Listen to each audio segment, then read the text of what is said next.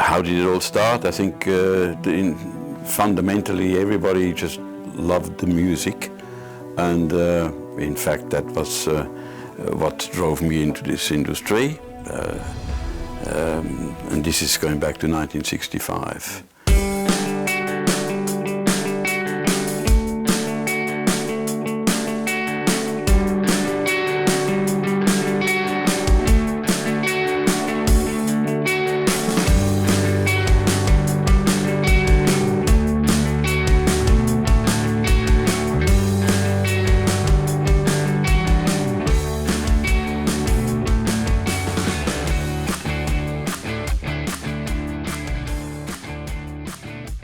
Welcome to StereoNet. My name's Mark Rushton and I'm here today with the founder and owner of Melbourne's Tivoli Hi-Fi, Philippe Luda.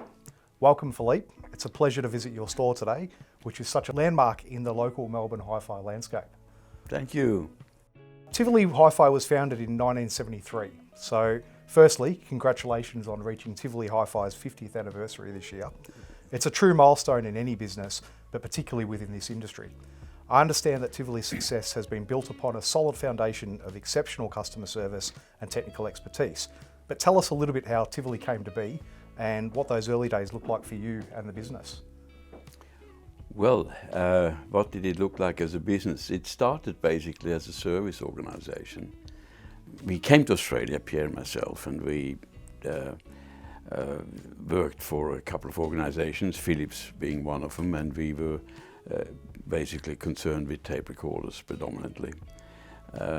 So in the end we felt that it was best if we were to do our own thing. We had a third member who started with us, and but he was more in the security business, in the security industry, and we were going to have a couple of companies. One was for security called Tivoli Burglar Alarm Systems, and the other one was Tivoli Hi-Fi. In the end, everybody loved Hi-Fi too much, but the business could not support 3 people. So that was the first change. How did it all start? I think fundamentally everybody just loved the music, and in fact that was what drove me into this industry. And this is going back to 1965. And it was all technical at the time, but Hi-Fi was really just in its beginning. So so Tivoli Hi-Fi started. We started in a small shop first of all in the backyard, in a kind of garage, doing repairs, and then moved into a little shop in Cotham Road, Kew. Yep. And then from there we moved down to Glenferrie Road. We had 2 locations in Glenferrie Road, one on the right side and then afterwards on the left side. And then we moved on to Camberwell Road, which is where we are now. Tivoli Hi-Fi has built a reputation for truly discerning audiophiles, perhaps primarily focused on stereo. But that's not just the case, is it? You're also a specialist in smart homes and of course very big in home cinema, is that right? Yes, obviously originally stereo was really the only thing that mattered, hi-fi stereo. And our competitors then were basically cameras and holidays, I think the travel agencies and the cameras. Home cinema of course came into play, and it has now developed into something that's very important. Whether it'll be a full home theatre if someone is lucky enough to be able to afford that, or whether it's just developing a good system within one's lounge room and getting the full benefit of the various sound processing, Dolby Atmos, Dolby Surround Sound, Dolby Pro Logic, etc., etc. Yep. So it's very important now. I'm told that Tivoli Hi-Fi customers are now multi-generational. So when a customer walks into Tivoli Hi-Fi for the first time, what can they expect, and what's the secret to keeping and servicing customers for such a long time? Yeah, I think that gets back to what we felt were important ideas about how we should run the business and what we felt was important for us, and we would then pass that on to the customer. So basically the technical background has always helped us in selecting product that we felt was technically superior, and obviously our ears were helping us to choose what was also sonically superior. But I think that was the initial promise. And the other very important aspect about our business is that we've always tried, right from the word go, to provide a demonstration to the customer that was meaningful in terms of helping them select the equipment for their own needs, for their own situation, for their own budget. I think this is easier said than done, because you're dealing with a completely different environment than the one that the customer is actually going to live with in his home. So it becomes very important to understand what the customer really is looking for, and then hopefully we can provide and also demonstrate so that the customer understands why he would be spending, say, $20,000 instead of $10,000. And it's not a matter of just rattling on and blah, blah, blah. It's a matter of actually demonstrating the right product for their application. You know, and with some customers, when they say, how much do we need to spend? You know, my answer normally is, well, how good do you want it to be? You know, and then I'll probably suggest that once they stop hearing the differences, they should stop spending. Good advice. And you know, basically, but if music is important to you, then I always think you should spend as much as you're comfortable to do. Because saving on hi-fi and musical production, all you do is reducing your own enjoyment. You know, it's no one else's skin. You know, so yeah. So 50 years in business is obviously cause for celebration, but it hasn't all been smooth sailing. Oh, no. The store was flooded due to torrential rain on Melbourne Cup Day in Melbourne Cup Day 2018. Which caused extensive damage, if I recall. Just about 90% of the shop was... And then just a few short years later, retail was thrown into another spin with pandemic lockdowns. COVID. So how did you navigate those obstacles, and was there a moment where you had to dig deep to continue driving forwards? Well, I think we've had almost a bit of practice in disasters, I think. I mean, when we moved out of Glenferrie Road, we moved out because the roof was, you know, the main trusses had started to break up, and you know, we were seriously concerned about this whole thing coming down. So that was a move, but every time such situation occurred, we found that it prompted us to look into the future and look at how we can use this situation to improve Tivoli Hi-Fi and to come out with a better results, to come out on top of... What's the saying, what doesn't break you makes you stronger? Yeah. Correct. That's absolutely what it is, because it was definitely like that. I mean, 2018, that Melbourne Cup Day, my God, I was called by security to come and look at the shop, and I walked through the door and there was like a waterfall coming down the stairways. And, you know, not just the top was wet, it was just right through. You know, the ceiling had fallen in at the bottom as well as the top part, and it was a mess. So that took some doing to get over it, but of course, again, it helped us refocus on what we want to do going forward. And so what we felt was an important part was to become more brand focused, because what Tivoli always had is it has had legacy brands. It has brands that we've started up with. It has brands that truly deserve, as a result of their continuous R&D and continuous bettering their products, that they needed to be demonstrated in the most effective way. And so that was what we did in 2018. We made our Bowes & Wilkins room, our Lynn room, Macintosh room, etc. So that was one of the big changes, and of course that then drove our restructuring of the rooms, our redesigning of the rooms to make them,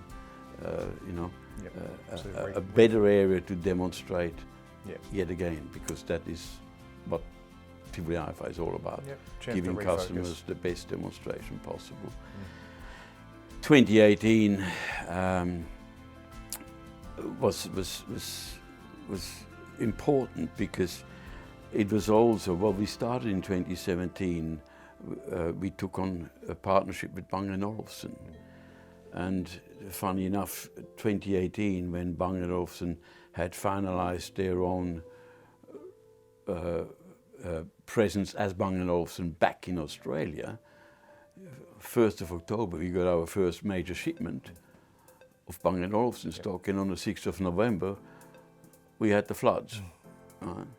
We had, of course, some Bang & Olufsen input under the previous distribution, and that primed the business for Bang & Olufsen for us as a partnership. It took probably, well, it took all of 2018 into 19, probably till about Christmas 19 for us to get over this flood situation.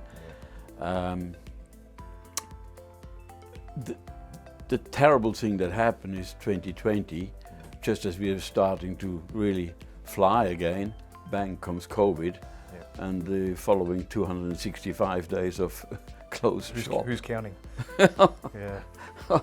God. So I think if we hadn't been in the business as long as we have been, we would not have survived those two situations.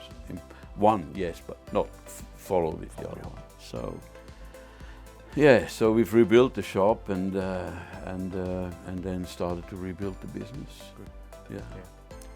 On a more personal level, what's your earliest memory of hi-fi sound? And was there a particular moment or turning point where you came to appreciate high fidelity sound? And do you think future generations will experience those light bulb moments? It's a very good question. What was it that triggered hi-fi for me? That's basically the question. I mean, I've always loved my music. My mother was a violinist, not professionally. She would have loved to, but that wasn't possible in those days. I remember hiding my little transistor radio underneath my cushion where I was at college back in Switzerland, trying to listen to music when we should be sleeping at night. And of course, when the Rolling Stones came up with It's All Over Now, that was just one of the big triggers, I think. But as far as high fidelity sound, I think the high fidelity aspect came in because I loved radio, and hi-fi was really in its very, very early stages at that time. When I started my apprenticeship, I was fortunate enough to work for a company in Geneva that had an interest. They were basically a TV company who started to get interested in hi-fi, and because I had a serious interest in that, they've made me almost kind of responsible for that little division. So I was given the opportunities to buy Macintosh, and there was even some Ampex there, and Revox, they were big brands at the time, Thorens, and that was really what it was. My first foray into real hi-fi was one day my boss asked me to go and deliver a dual hi-fi system. And dual was not high-end. I don't think it was just considered to be a better quality German Yep. hi-fi electronics, but by no means Macintosh or Thorens or Revox or anything like that. And I went to this person along the lake in Geneva who had this magnificent quad valve hi-fi equipment, and that was being traded in against this Dual. And I remember the person, he actually was, from what I remember, a director of Hispano Suiza. This is all very early days. And I said to him, why are you changing this equipment over? And he kind of thought that new technology, transistor technology, would be superior to valve technology. And that was basically his reason for changing. So I was taken back to the workshop for a checkup, this beautiful valve quad mono gear with an FM tune and an AM tune, the whole shooting match. And I went to my boss and I said, look, what are you going to do with this? And he said, well, do you want to buy it? And I said, absolutely, I do want to buy it. But on $10 a month, buying this was a bit of a stretch. And he virtually said to me, look, take as long as you need to pay it. So I was just paying it off over, I think it was 2 or 3 years. And I've still got it. You've still got it? I've still got it here. It's here in Australia, in Melbourne. There you go. So, so that was my initiation to hi-fi. My first trip to England was when I turned 18. And at that time, you know, hi-fi was English, right? Even though stereo was invented by the Germans. But hi-fi was, the English were purists. And of course, I spent my holiday up in England, walking up and down Edgware Road and all the hi-fis, because it was brilliant. You know, there was old brands. There was Quad, Goodman's, Kef was there, and it was just you were hooked by that point. Oh, totally, totally. And so so coming to Australia was, you know, when we came to Australia, I mean, one of the conditions was that we had said is that we could work in our industry. And at that time, that was radio technician. Right. Hi-fi was as I said, in its infancy. But we were fortunate enough to get a job with Philips and work on tape recorders, and then we went to another company, a German company in Chapel Street, who was also doing tape recorders predominantly. And that was it. That was initiation into hi-fi. But I've never done anything else. So.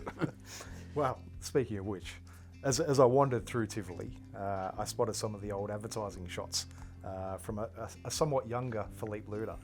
Only just, though. And in some poses that may maybe not pass advertising standards tests today. Much has changed since 1973, obviously. But what would you say are the biggest changes you've witnessed in this industry in the last 5 decades? Yes, there was many, and there was some very good ones, and you know, some of the milestones. I think the Philips format of cassette was an important milestone. Cassette was originally invented purely for portability and convenience and recording something other than having big reels spinning. But obviously Nakamichi had a go at it and produced some products that were genuine high-fidelity products with very low wow and flutter and very good frequency response. Still fetch big dollars today. Yes, yes, and you know, some people, we repair their Nakamichis today, we send it back to them and they come back and say, we have never heard sound like that on anything else. You know, and I'm talking about, you know, 580s and 600s and Yep. so and 670s, and so that was a big one. What happened, of course, there's a number of failures that happened at the time, which was the 8-track tape, and there was a couple of things that went down the gurgler fairly quickly. The cartridge tape, right? So, and then of course, I think the biggest changes recently they came more, what shall we say, more faster, and more majorly changing. You know, when we went from analog reel to reel to cassette, it was still analog, it was still tape. Right, so the systems were still the same. You had a playback head, a record head, an erase head. You know, it was all of that. Then all of a sudden, of course, came the digital. Right, and initially, of course, there were the digital tape recorders. So you had cassettes onto which you were digitally recording. But I think the changes in technology, originally digital just didn't quite sound right. Digital now sounds It's getting somewhere now. Sounds very impressive if you've got the right technology, particularly the digital to analog converters, the DACs. And of course now the technology has progressed to Wi-Fi and streaming, and even that produces some phenomenal sound these days. Some people are still with their turntables and their records. I'm one of them, but it's as well as. It's not. I think it's at the expense or exclusion of everything else. I think it's fair to say that digital has come a long way. Oh yeah.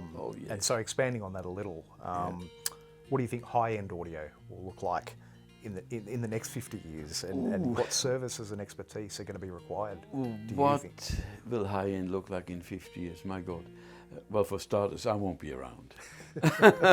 So no one can hang me on my predictions and forecasts.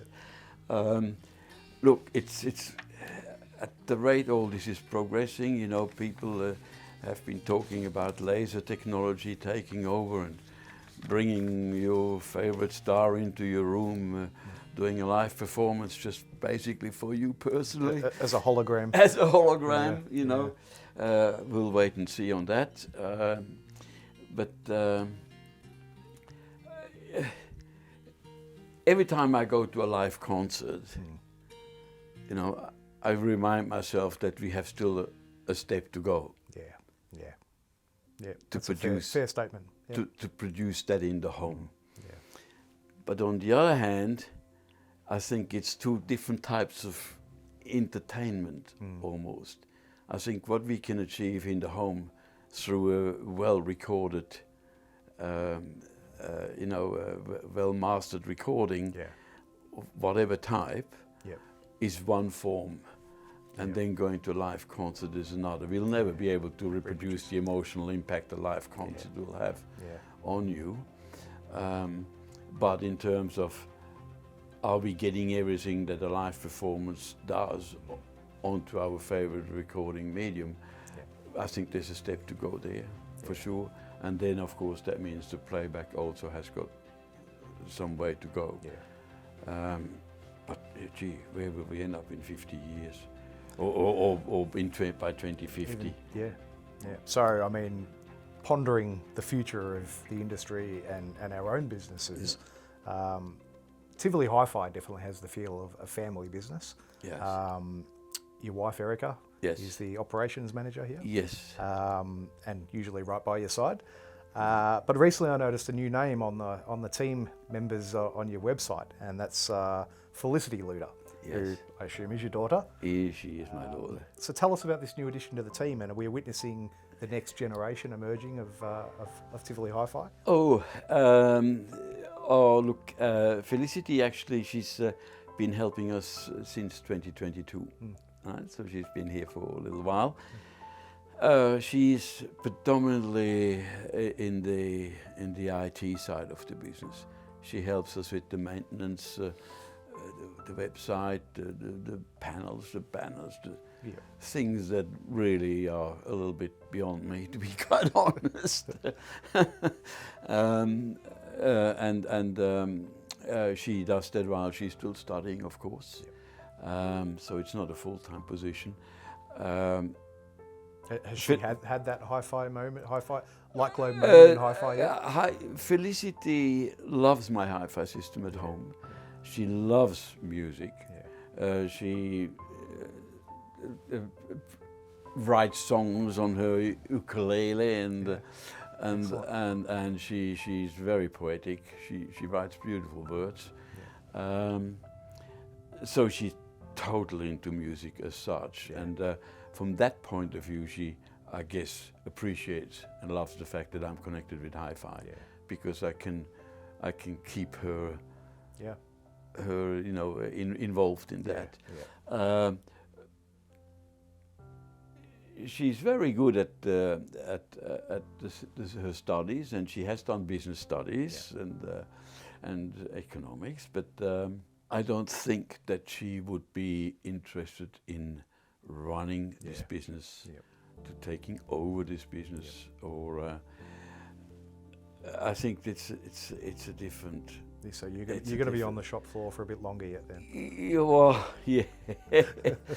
You know, I think when you sometimes you look back and you say, look, this is it's a small business. I know that some of the governmental